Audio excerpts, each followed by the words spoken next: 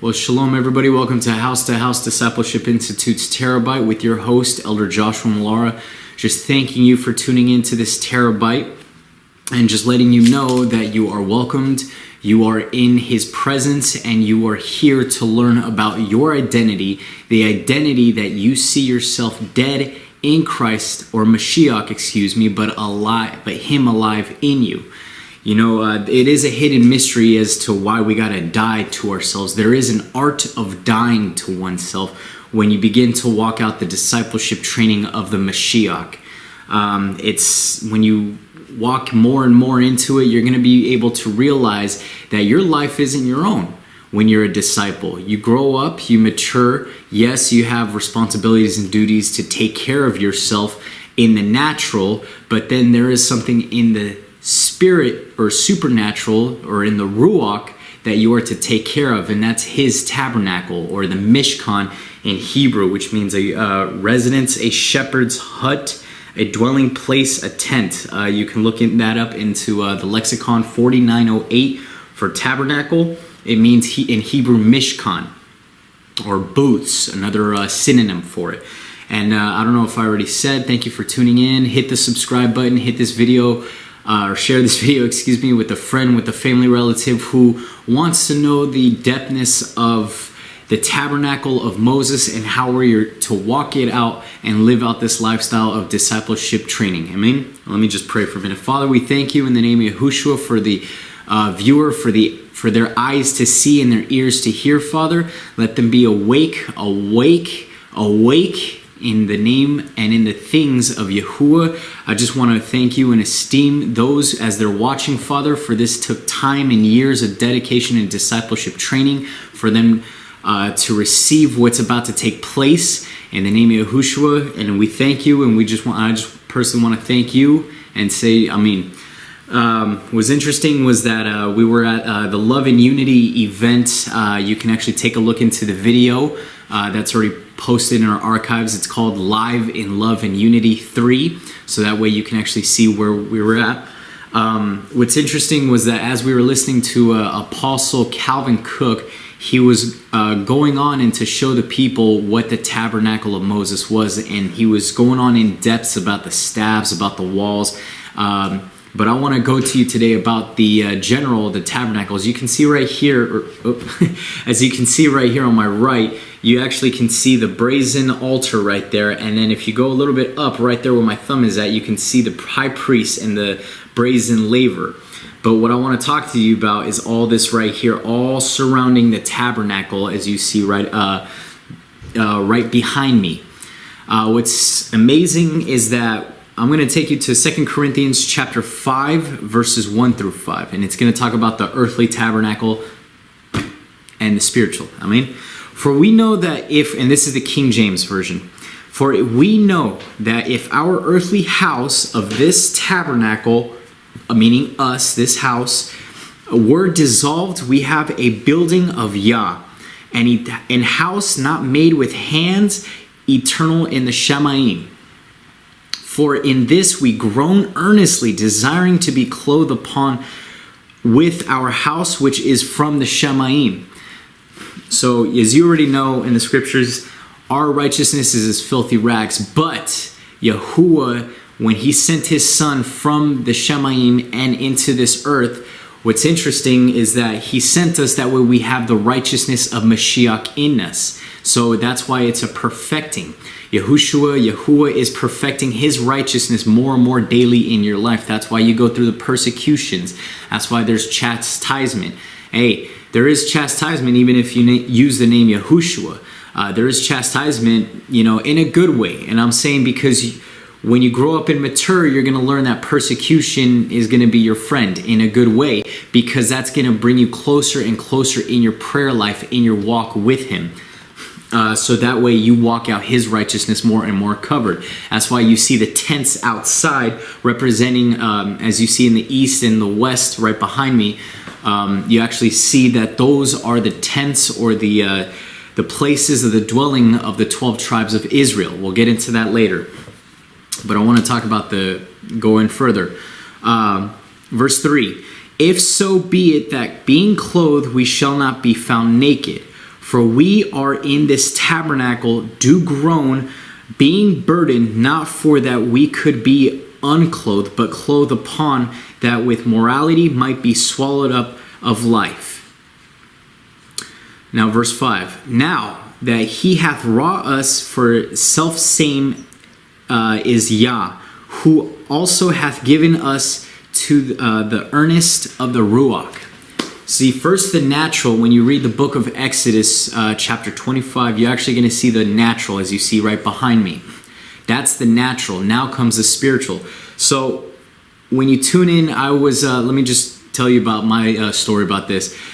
I was looking for a place on how and when I can find New Testament scriptures and coincide with the Old Covenant. There's the renewed covenant and the Old Covenant. I was trying to figure that out and how to pinpoint it, how to bring those, bridge the gap together.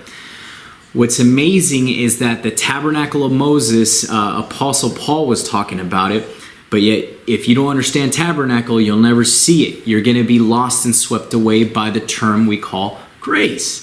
There's nothing wrong with that, but when you study and you do your research upon the word grace, you're going to find out it's a pagan goddess. Anyways, I don't want to go there, but research it out, look into our archives, and you'll see more of it. And so what I want to talk to you today was the material. And not only that, but the material, but the linen. See, the linen was actually, where are my notes right here? The linen represents his righteousness, his sovereignty. So the linen that you see right behind me is the covering.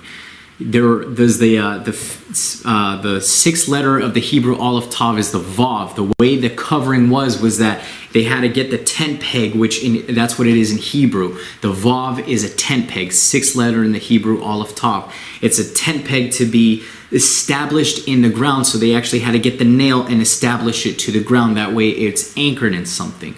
Well, if you know, that's the Vav right here. We have to be anchored and rooted in the Word. And yet I was going on into this one store a while back. They said, we're not of this world, but yet we're in this world and we're supposed to minister about the things of the Father. Then what's the point of calling this store we're not of this world if we're in it?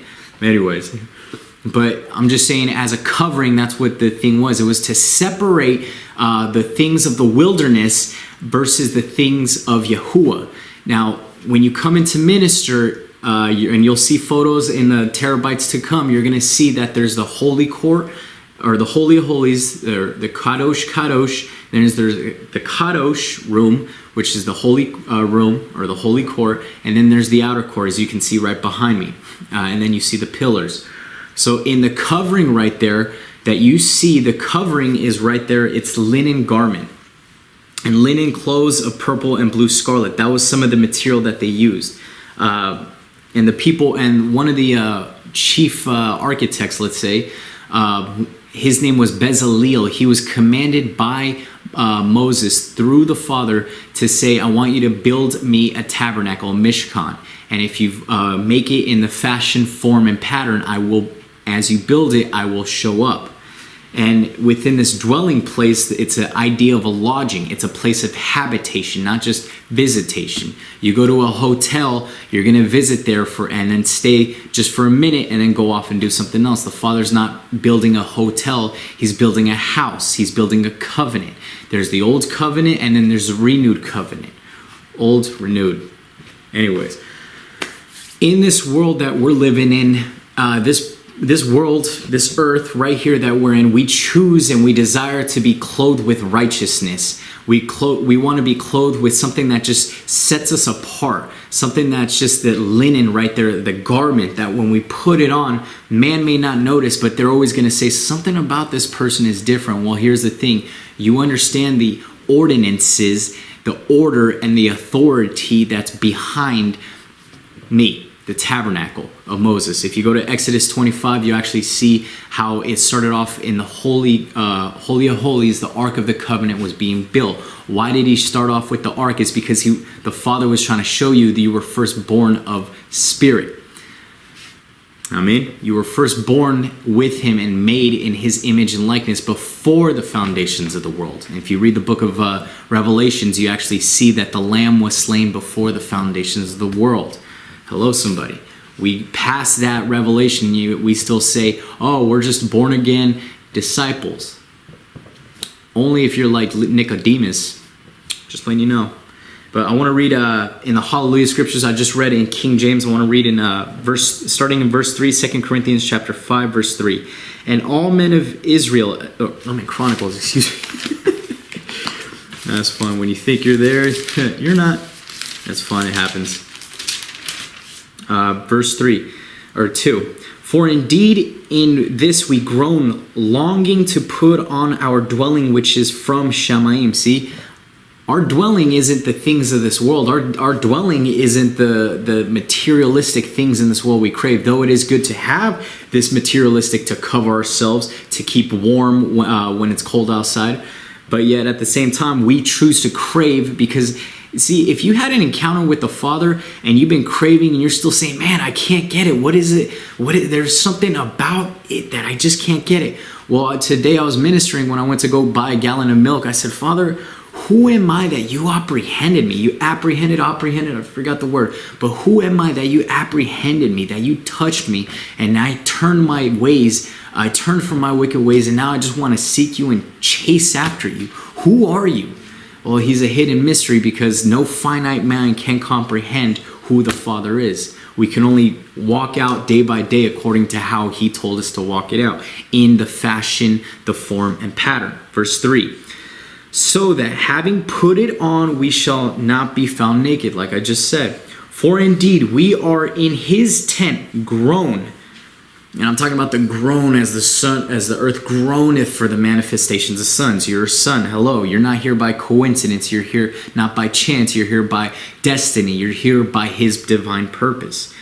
Being burdened, not because we want to put it off, but to put on, so that what is to die might be swallowed up by life.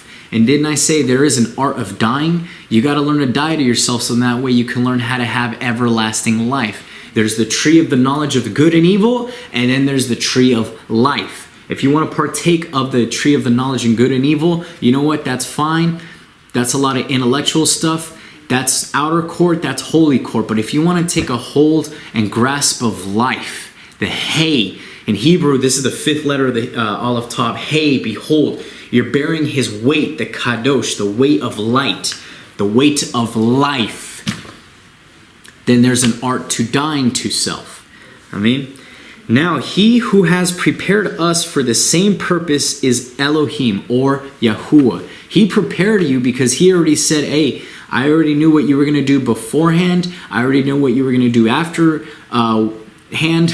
before and after. I already knew what you were going to say to me even before you began to pray. I already numbered the hairs on your head. I already marked your days, for the days come where you will manifest him in you and around you to all man to see.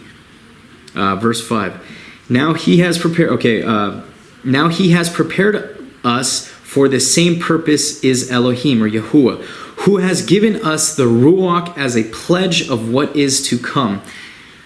We all believe, and I'm going to say it like this, we all believe that the gift of the Father was the Ruach HaKodesh, but there was a promise after him. The promise was, once you understand his ordinances, his tabernacle, how to enter into his courts with thanksgiving and enter with praise. There is an ordinance there, a fashion, a form, a pattern to follow, a consistency. He told Moses, if you build me a tabernacle according to fashion, form, and pattern, I will show up. Problem is in the church settings, and I don't have a problem with church. I used to go to church. I go there when the Father tells me to go minister, but there is an order set and a set order to be followed to the high priest. Who are the high priests nowadays? The Shiliachs and the Nabim, the fivefold.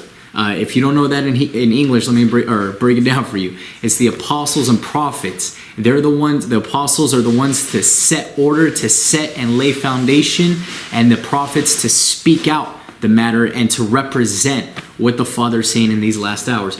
And before I close, I just want to say this: continue to watch, continue to subscribe, continue to view the more TerrorBites to come, because Apostle Robert Gonzalez and I, and Virgie Gonzalez, the Isha, will continue to go on into the tabernacle and will show you how you are walking out salvation in the common, in the great, and eternal salvation in the book of Jude, in the book of Acts, in the book of Hebrews.